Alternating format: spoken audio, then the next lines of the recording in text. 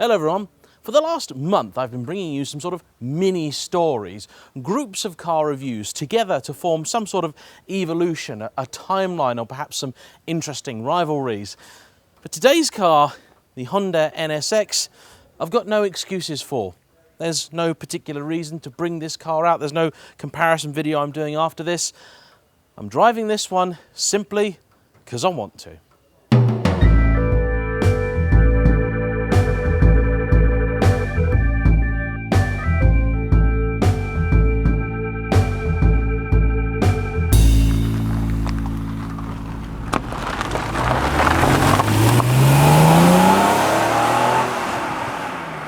If you've already driven 5 impossibly good cars in a day, why not round it off with a Honda NSX?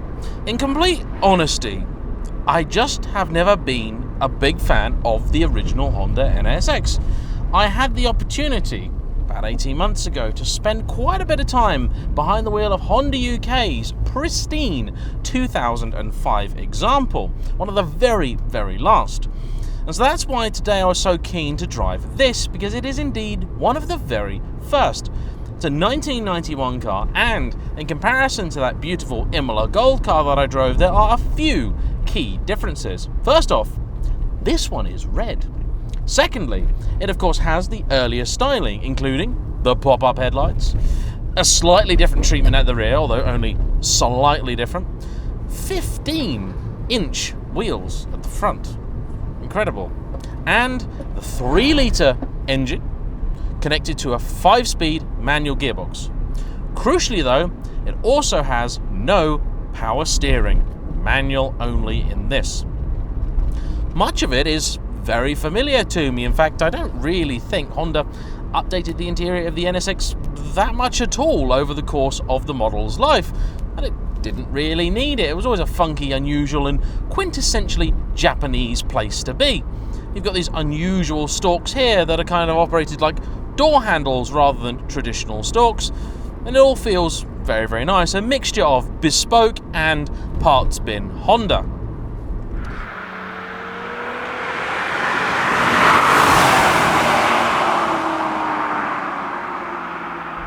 Visibility in an NSX is absolutely superb, unsurprising when you see how much glass is in it. But the NSX, and I'd love your feedback on this, I just can't gel with the looks. From front on, it is absolutely sensational, particularly in early pop-up headlight guise. It looks wondrous. But it's the back end. I just can't gel with it at all. It's too long, it's too weird, it's too soft. There's just no direction about it. I just can't get on with it. Very, very sorry, Honda fans, I just can't. But to drive, it almost felt more to me like the R8 of its day. Very easy, very undemanding, enjoyable, sure, but just not, for my money, a true great. The engine was very, very good, and I'm keen to see how this one is different. Yeah, it's 200cc down and has a little bit less power. I believe it's 276 horsepower as per the Japanese gentleman's agreement of the time. I don't know whether it's this particular car or perhaps a trait of earlier NSXs, but there's a definite harshness to it, a real vibration to this car at low RPM. It goes away once you're on the move, but it's something I'm going to mention to the owner when I return this car. And I don't want people thinking I'm judging the NSX harshly, but I don't remember the 3.2 being like this. It's a 90-degree V6, which is a very odd thing, very unusual setup, and I really don't know why Honda did it that way. If somebody out there could tell me, I would love to know. Ordinarily, you wind up with a 90-degree V6 when you're trying to save a bit of money and use the same design for both a V8 and a V6. Except Honda never had a V8, so not really what was going on there. Throttle response, though, is absolutely wondrous, and the car has a lot more torque than you might think at low down, especially for something that revs to about 8,000.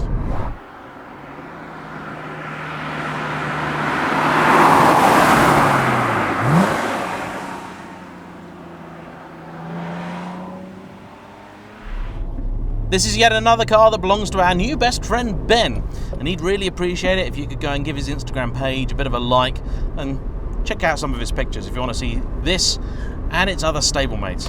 He's got a nice collection. There's some odd things about this car too, like the fact that somebody has left the protection material on the sill down here, yet they've fitted this nasty looking Pioneer radio and these Kenwood speakers, which appear to have been hacked into the beautiful door cards. Bit of a shame, that, really. I'm also not quite sure that I'm a fan of this cream interior. In a Ferrari maybe, but when it's cheap and nasty, not so much. There are bits of leather and nice fabric, suede or Swedish, in here, but it's certainly not anywhere near as plush as those cars from Maranello. And that was all fine when they were a heck of a lot cheaper than anything Italian. The problem with the NSX these days is that it costs pretty much just as much money to get into a good NSX as it does to get into a good Ferrari. That defeats the point, doesn't it?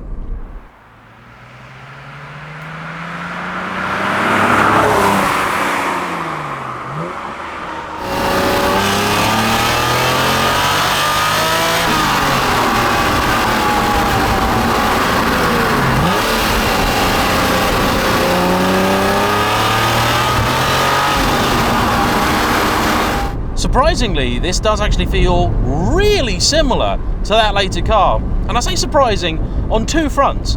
Number one, for a car with only 276 horsepower, it's got a lot of go in it, this little thing. Secondly, it rides very hard. And that is surprising, because you wouldn't think that it would. I noticed this with the later car too. And this one's on such generous tyres, you'd imagine how they make it quite this way, and I don't understand it. Hondas can ride really quite well, but this one doesn't. A Ferrari of the time, much more comfortable. The engine sounds really nice and mechanical.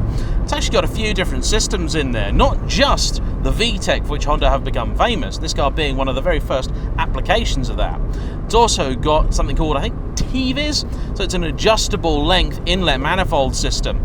And so you can hear it making some quite different noises as you move through the rev range. Driving this car does pose one really big question. Why on earth did Honda ever bother to fit power steering to it? I really don't understand, even at very, very slow parking lot speeds.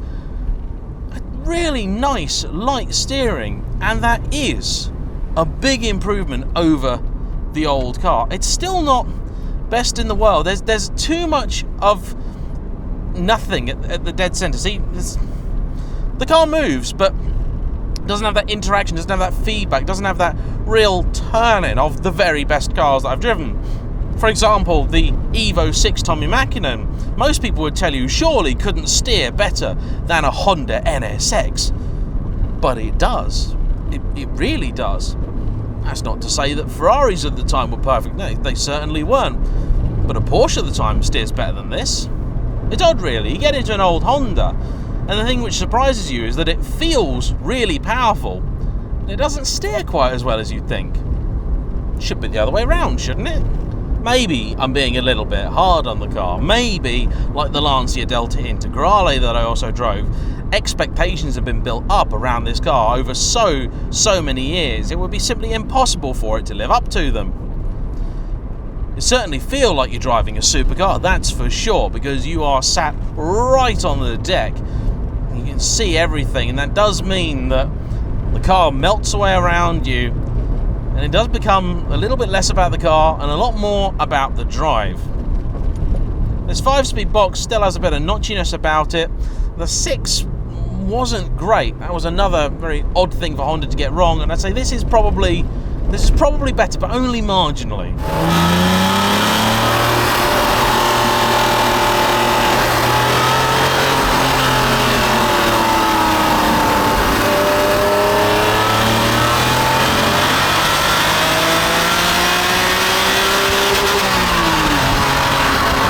Oddly, although the red line is painted at 8,000, this car stops at about 7.6. It's a bit annoying.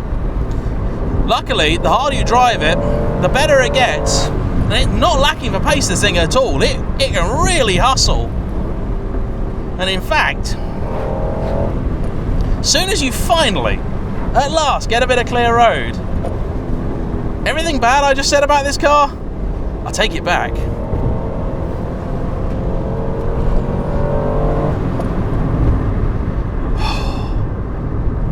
Wow. The Honda NSX, you'd think it's a daily car. You'd think it can do it. It's not what it wants to do. This is a car, maybe even more so than a Ferrari at the time. This needs to be driven hard. And when you can do that, when you can finally let it off the leash, it rewards. It really, really does.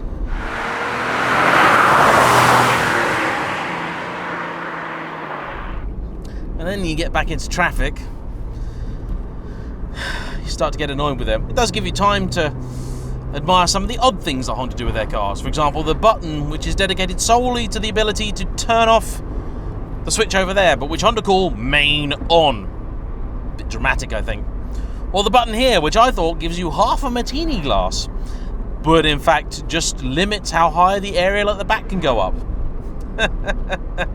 Guess maybe to get under those really, really low bits. Thanks for watching. Please like, comment below, subscribe if you haven't already, and I'll see you for the next one. Bye bye.